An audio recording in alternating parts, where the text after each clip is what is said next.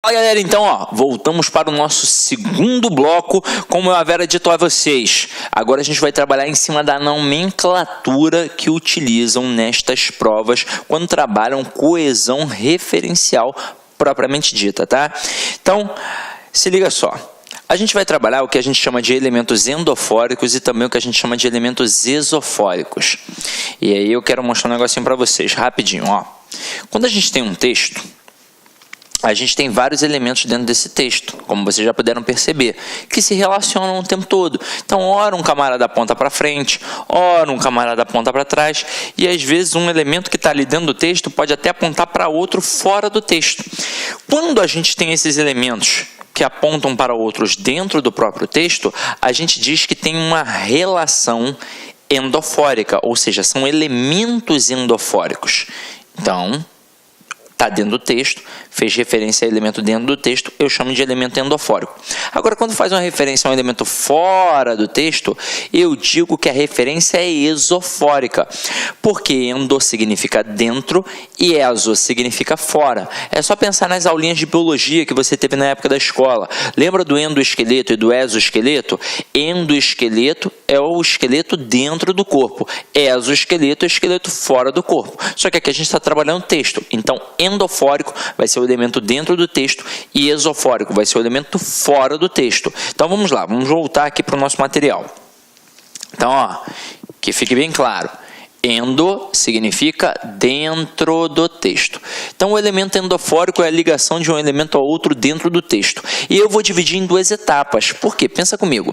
Se eu sou um elemento dentro do texto e vou fazer uma ligação a um outro elemento dentro do texto, eu não vou fazer uma ligação a mim mesmo. Eu vou fazer ligação a quem já apareceu ou a alguém que ainda vai aparecer. É por isso que eu tenho duas etapas. Aí eu vou chamar de anafórico e catafórico. O elemento anafórico, ele vai fazer uma referência a um outro elemento anterior. Assim como o elemento catafórico, que aparece aí depois, vai fazer uma referência a um termo posterior. Agora, este elemento anafórico, ele sempre vai apontar para trás, para cima e para trás no texto. Se ele aponta para cima e para trás no texto, ele realmente só tem como fazer referência a um termo anterior. Agora a gente vai visualizar como é que isso funciona na prática. Se liga só. Olha o exemplo que eu usei aqui. João era casado com Maria. Ontem ele a viu aos beijos com outro homem. Hoje ambos vivem separados. Se eu estivesse trocando uma ideia contigo numa mesa de bar, talvez eu repetisse a palavra João e Maria o tempo todo e não causaria estranhamento. Eu poderia dizer, entre uma golada e outra, João era casado com Maria. Ontem João viu Maria aos beijos com outro homem. Mas rapaz, hoje João e Maria vivem separados. Ia passar batida, mas na escrita eu sempre friso, a repetição dos vocábulos demonstra pobreza de vocabulário. Então aqui eu tenho notoriamente os personagens principais, João e Maria. E eu vou evitar a repetição deles. Então vamos lá. Tem algum elemento que faça uma referência direta a João? Tem, não tem? O ele. O ele faz referência direta a João, que apareceu o quê? Detalhe, antes. Por isso que eu digo que é uma referência anafórica. Tem algum outro elemento do texto que faça uma referência direta a Maria? Tem, não tem? É o a. Então o a faz uma referência a Maria, que apareceu o quê? Antes no texto. Portanto, é referência anafórica. Tem algum outro elemento que faça referência a pelo menos um deles? Tem, não tem? É a palavra ambos, que no caso faz referência aos dois que apareceram anteriormente, portanto, referência anafórica. Como isso cai na prova? Então vamos lá. Tem duas pegadas. Primeira pegada, o camarada apenas vai destacar um termo e vai pedir o seu referente dentro do texto. Por exemplo, destaca o A e pergunta quem é o referente do termo destacado. Se você procurar com calma e atenção, você vai achar rapidamente a palavra Maria. Como ainda nessa pegada, o avaliador pode tentar te derrubar. Ele pode tentar te derrubar distanciando os referentes. Exemplo. Aqui está muito fácil porque está logo na linha abaixo, mas num texto de prova, o camarada pode botar um termo na linha 3 e um outro termo na linha 10. Poxa, distanciou um pouquinho, mas se a resposta está ali dentro do texto, basta ter calma e atenção que você vai achar. Ainda nessa pegada, como ele pode tentar também te derrubar? Ele pode tentar dificultar traçando uma questão mais trabalhosa, mas ainda assim uma questão fácil. Ele poderia fazer assim, ó, dentre as opções abaixo, assinale aquela em que o termo destacado não encontra correspondente adequado entre parênteses. E aí, nesta hora, o que ele vai fazer? Ele vai criar provavelmente umas 5 questões. Ou seja, ele vai fazer com que você volte ao texto 5 vezes. Porque numa única questão, em que ele te dá 5 opções, ele faz você voltar 5 vezes ao texto. E aí, ele poderia fazer assim, ó. Ontem, ele a viu aos beijos com outro homem. Seria uma alternativa A, por exemplo. Aí ele vem, destaca a letra A e coloca entre parênteses Joana. E aí, o referente do termo destacado está adequadamente apresentado entre parênteses? Não, só estaria se ele escrevesse entre parênteses a palavra o quê? Maria. Ok? Beleza?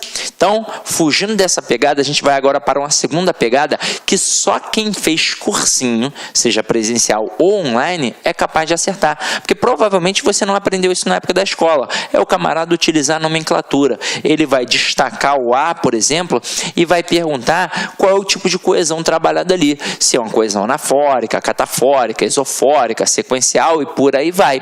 Você que já sabe o processo, vai perceber que é um termo que está fazendo uma referência a um outro elemento dentro do texto e que, detalhe, que apareceu anteriormente. Portanto, só pode ser uma coesão referencial anafórica, porque fez referência a um termo anterior. Ok? Beleza? Ah, Sidney, então é muito fácil. Esse cara não vai me derrubar de jeito nenhum, mas ele é maldoso e ele vai querer te derrubar com este exemplo aqui, ó. Olha o segundo exemplo. É um exemplo em que eu uso os demonstrativos.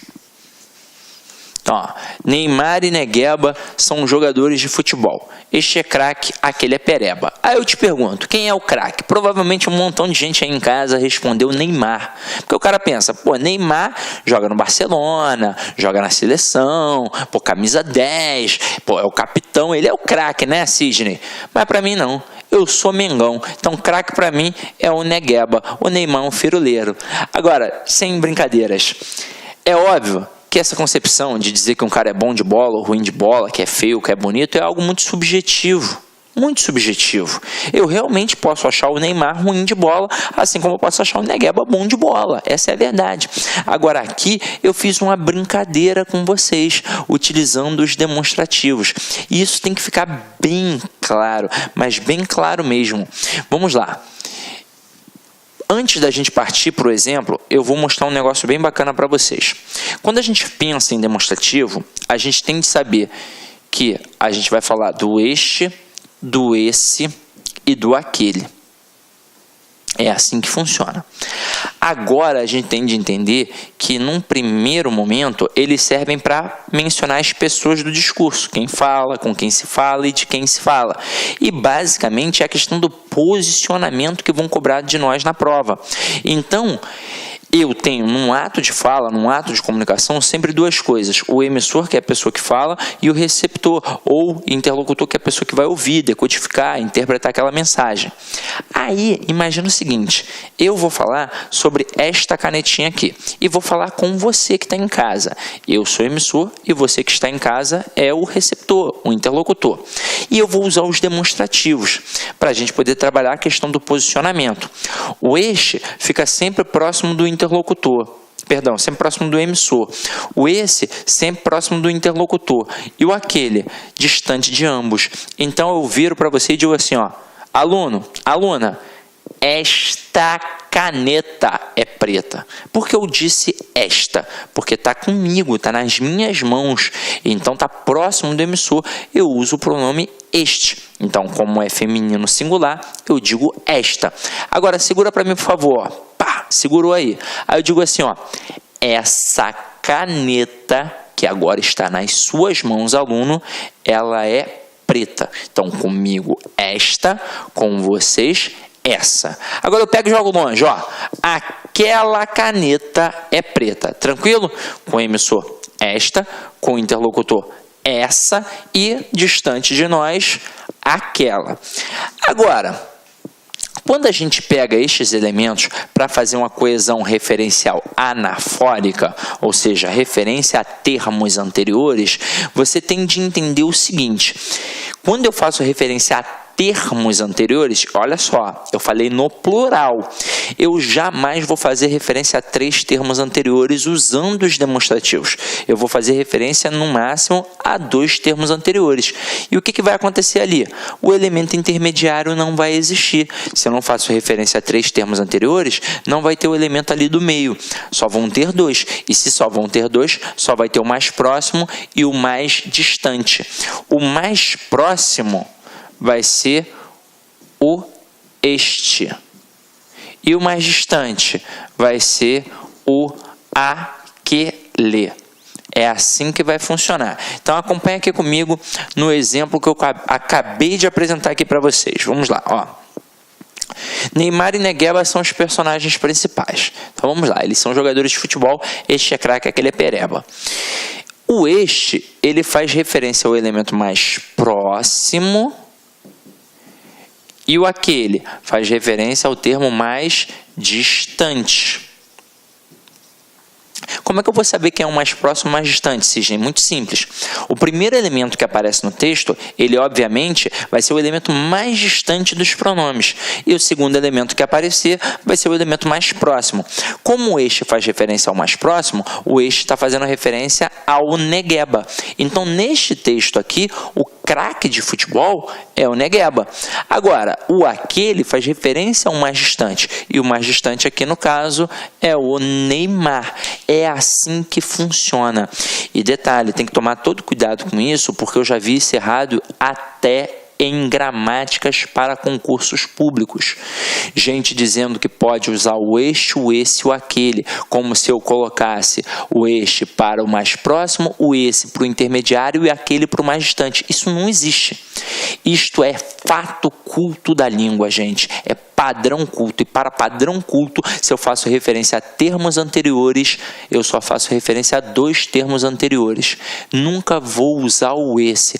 Ah, Sidney, mas e se eu quiser fazer referência a 3 termos, a 4 termos? Se eu quiser, por exemplo, ali falar do Diego, camisa 10 do Flamengo. E aí, como é que fica? Não vou poder falar? Vai. Você só não vai poder utilizar os pronomes demonstrativos. Aí você vai usar numerais. Aí você vai dizer, o primeiro é bom de bola, o segundo é sensacional, o terceiro é mais ou menos. É assim que você vai fazer. Se você utilizar demonstrativos, só pode utilizar fazendo referência a termos anteriores, 2. O este para o mais próximo e o aquele para o mais distante. Detalhe, só de aprender isso, você já está anos-luz na frente de muito candidato, porque tem muito candidato que não sabe este processo, então ele saiu da escola achando que o este era para o primeiro e o aquele era para o segundo, e não é, e tem muito candidato que acha que pode usar os 3 para termos anteriores, e não pode, não tem isso em nenhuma questão, inclusive não tem isso em nenhum texto culto da língua portuguesa. Isso é invencionismo, é uma falácia da língua. Agora, Sidney, e quando é que eu vou usar o esse, então? Eu nunca vou usar o esse? Vai, ó, acompanha aqui comigo. Eu disse que fazendo referência a termos, ou seja, no plural, anteriores, eu uso o este e o aquele. Mas se a referência for a apenas um termo, eu vou usar ou esse ou o este. É assim que funciona. Agora, é óbvio que estudando isso a fundo, a gente percebe que não tem a menor diferença. O problema é que para a sua prova de concurso público, a gente não estuda a fundo. A gente estuda a gramática tradicional. E a gramática tradicional é superficial e tendenciosa. Então, a tendência para a gramática tradicional é colocar o esse como um elemento anafórico, ou seja, um elemento que faz referência a um termo anterior. E o este tem uma tendência catafórica, ou seja, faz referência a um termo posterior. Sidney, como é que isso funciona na prática aí? Mostra aí, vamos lá. Então, olha só, eu boto assim, um beijo. Eu quero isso de você. Então, foi o nosso primeiro exemplo. Aí, o que eu quero? Eu quero isso. Mas isso o quê? um beijo.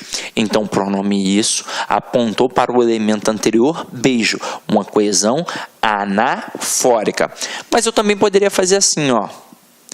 Eu quero isto de você.